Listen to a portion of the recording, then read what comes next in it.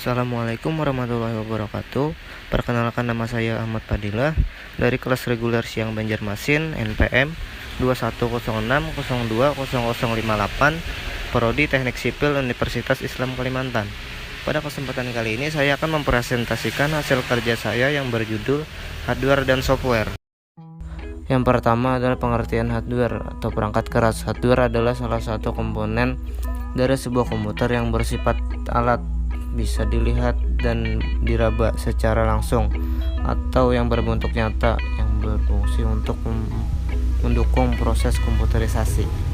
Cara kerjanya, hardware dapat bekerja berdasarkan perintah yang telah ditentukan ada padanya, atau yang juga disebut dengan istilah instruction set. Dengan adanya perintah yang dapat dimengerti oleh hardware tersebut, maka hardware tersebut dapat melakukan berbagai kegiatan yang telah ditentukan oleh pemberi perintah. Fungsinya, berdasarkan fungsinya, perangkat keras komputer dibagi menjadi satu, input device. Unit ini berfungsi sebagai media untuk memasukkan data dari luar ke dalam suatu memori dan prosesor untuk diolah guna menghasilkan informasi yang diperlukan. Contohnya keyboard, mouse, joystick, dan barcode. Yang kedua, proses device adalah hardware pendukung atau komponen yang ada dalam PC atau komputer. Contohnya power supply, RAM, prosesor, motherboard. Yang ketiga, output device, unit keluaran, bertugas untuk menampilkan data yang telah diproses oleh bagian prosesor. Contohnya monitor, printer, dan speaker. Yang keempat, backing storage, unit penyimpanan. Contohnya hard disk dan flash disk. Yang kedua, pengertian software. Software adalah data yang diprogram, disimpan, dan diformat secara digital dengan fungsi tertentu. Perangkat ini sendiri tidak memiliki bentuk fisik. Untuk pembuatannya, perangkat ini memerlukan bahasa pemrograman.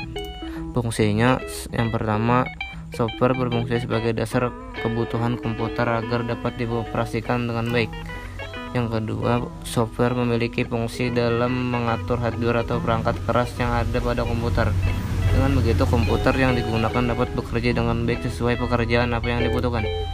Yang ketiga, software juga dapat digunakan sebagai penghubung antara beberapa software yang lain dengan hardware komputer. Yang keempat, software juga dapat berfungsi sebagai penerjemah perintah pada software lain yang ada dalam bahasa mesin. Dengan begitu, hardware pada komputer pun bisa mengerti dan menerima dengan baik. Yang kelima, selain itu, perangkat lunak komputer ini juga dapat digunakan dalam mengidentifikasi sebuah program di dalam komputer. Pembagian software berdasarkan jenisnya. Yang pertama, sistem operasi. Perangkat lunak jenis ini digunakan untuk mengatur setiap perangkat keras yang sudah terhubung dengan CPU komputer. Selain itu, ia juga berfungsi dalam menerjemahkan aktivitas serta mengatur seluruh proses yang terjadi dan diperintahkan oleh user pada CPU, sehingga perintah user tersebut dapat dikerjakan komputer dengan baik. Yang kedua, bahasa pemrograman. Jenis perangkat lunak yang satu ini adalah bahasa yang digunakan dalam pembuatan sebuah program. Jika ditelusuri berdasarkan contohnya, ada beberapa macam bahasa yang dapat diketahui seperti Java, PHP, HTML, C++, dan masih banyak lainnya. Dalam membuat bahasa pemrograman ini nantinya masih memerlukan perangkat lunak khusus untuk merancang program sesuai metode dan struktur yang ada pada bahasa pemrograman itu sendiri. Yang ketiga, program aplikasi. Program aplikasi di sini merupakan sebuah perangkat lunak yang umumnya sudah banyak digunakan dalam menyelesaikan tugas-tugas tertentu. Dalam hal ini, software dapat berfungsi sesuai dengan tujuan pembuatannya. Salah satu contohnya adalah Microsoft Office, kalkulator, dan yang lainnya.